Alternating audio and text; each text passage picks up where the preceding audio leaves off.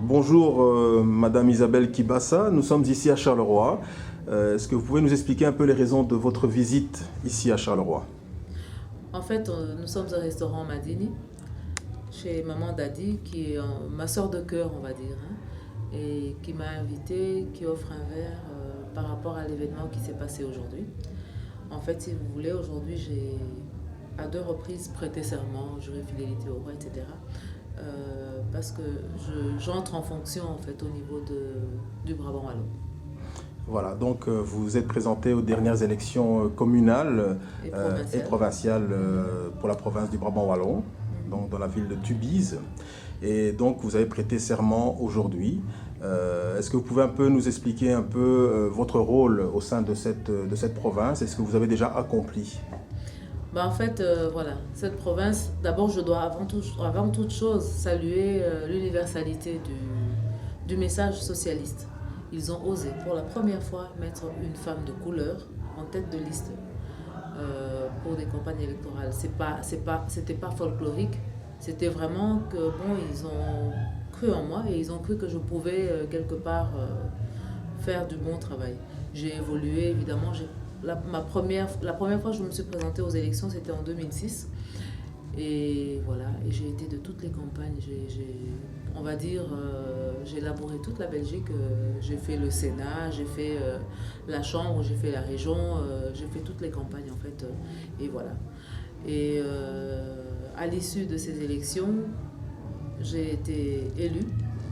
Et aujourd'hui, j'ai prêté serment en tant que conseillère provinciale et en tant que députée provinciale. Mais Madame Isabelle Kibassa, vous avez un nom qui sonne, en tout cas, les oreilles des Congolais, comme un nom célèbre. Je pense que vous êtes la fille de feu Frédéric Kibassa Maliba, ancien ministre d'État du Congo. En effet, je suis sa fille aînée. Je suis la fille aînée de Frédéric Kibassa Maliba, la sœur, l'aînée d'une fratrie de 14 enfants. Il a eu 14 enfants. Et voilà. Et c'est vrai que c'est un nom politique, c'est un nom difficile à porter et facile aussi. Facile au Congo, mais enfin, même pas facile et très difficile au Congo. Mais ici en Belgique, en fait, assez facile parce que, à part les amis socialistes, parce que l'UDPS, Frédéric Kibassa Maliba a fait rentrer l'UDPS dans l'international socialiste. Donc c'est une filiation naturelle en fait que je puisse me retrouver finalement au niveau du Parti socialiste. Donc c'était facile pour moi en fait de faire mes premiers pas en politique en commençant ici en Belgique où mon nom ne dérange pas ou ne met pas des gros points d'interrogation. Mais voilà, donc c'était plus facile ici et j'ai commencé ici. Je crois que je peux dire aujourd'hui que j'ai pris quelques petites lettres de noblesse. En tout cas, nous vous félicitons parce que je pense que vous êtes la Merci. femme la plus puissante désormais de votre province. On va dire ça. À l'instant, donc quand on prend l'instant I, on ne sait jamais, on ne sait pas ce qui peut se passer. En effet, c'est vrai que j'ai prêté serment aujourd'hui en tant que conseillère provinciale. Au Congo, on les appelle des députés provinciaux. Et aussi, j'ai reprêté serment une deuxième fois, toujours aujourd'hui, en tant que députée provinciale, qu'au Congo, on appelle ministre provincial. Et je vais gérer un département avec beaucoup de compétences.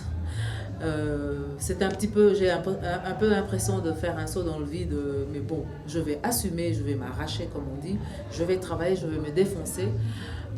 Alors dans mes compétences, j'ai l'enseignement, j'ai l'économie, j'ai la culture, l'agriculture, pardon, j'ai le tourisme, j'ai le commerce, l'artisanat, le domaine du bois de rêve. Pour les gens qui ne connaissent pas le Brabant Wallon, ça ne leur dit rien, mais le domaine du bois de rêve, c'est là où on fait par exemple la nuit de la musique africaine qui draine des milliers de personnes et tout. Et voilà, et j'ai aussi le folklore brabançon sous ma coupole. Madame Kibassa, pour terminer cette entrevue, vous nous avez expliqué un peu, vous nous avez parlé de votre expérience ici en Belgique, mais vous avez suivi l'actualité au Congo, dans votre pays d'origine. Il s'est passé un événement il y a quelques jours, à savoir le sommet de la francophonie. Est-ce que vous pouvez nous donner votre sentiment par rapport à cet événement qui a été organisé par rapport à En tout ce qui s'est effet, en passé? effet, j'ai vu qu'il y avait beaucoup de polémiques autour. Il y en a qui voulaient, il y en a qui ne voulaient pas, il y en a qui... Mais ce que moi j'aimerais dire à mes frères congolais, c'est d'arrêter de se tirer les balles dans les pieds. Hein. Le malheur du Congolais est fabriqué par le Congolais lui-même pour commencer. Donc quelque part, nous devons quand même faire un effort, avoir ce qu'on peut appeler l'esprit de sacrifice. Accepter les choses. L'esprit de sacrifice, c'est de ne pas pousser des gueulantes ici où ça ne va rien rapporter, je crois, en tout cas à mon avis, et d'aller sur place et de se battre sur place. Et si on ne se bat pas sur place, qu'on essaie de faire au moins quelque chose de constructif au niveau où on en est, quelque chose qui puisse rendre en fait la démarche congolaise crédible. Voilà. En tout cas, merci pour votre intervention. Si vous avez peut-être encore un mot peut-être pour la communauté africaine et la communauté congolaise ici en Belgique, pour les jeunes, les plus jeunes, par rapport à votre parcours, par rapport à votre expérience, vous pouvez peut-être en faire profiter tous les internautes d'Inzo Congo.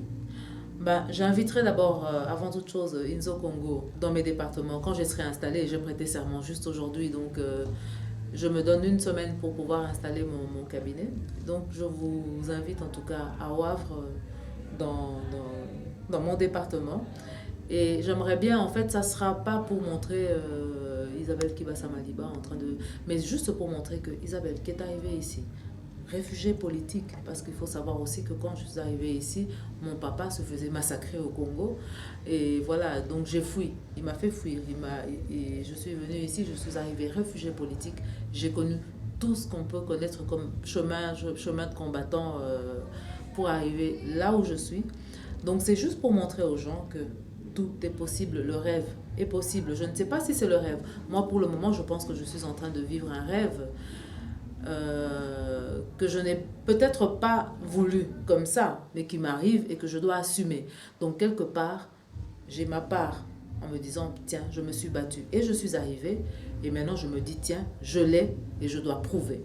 Donc, moi, j'inviterai Inzo Congo à venir en fait chez moi, dans mon département, pour montrer que, allez, une petite fille de chez eux qui est arrivée ici à 16 ans et qui s'est battue, est arrivée à avoir, allez, ce gros département. Donc, si vous voulez, j'ai dans mes compétences l'enseignement, je ne sais pas si je vous ai cité mes compétences, l'enseignement qui est en fait le plus gros budget à gérer, qui prend la moitié du budget. Rien que l'enseignement déjà prend la moitié du budget du Brabant wallon que j'aurai à gérer. Donc, tout est possible et c'est une façon de pouvoir en fait donner, pas espoir en fait, je ne suis pas un messie, c'est pas pour donner espoir mais dire aux gens que quand on vise quelque chose, quand on regarde devant soi et on a bien les pieds enracinés dans la terre, on peut faire des belles choses. Madame Kibassa, merci et à bientôt et plein de bonnes choses, plein de succès dans votre nouvelle carrière. À bientôt à Wavre. Merci. Merci.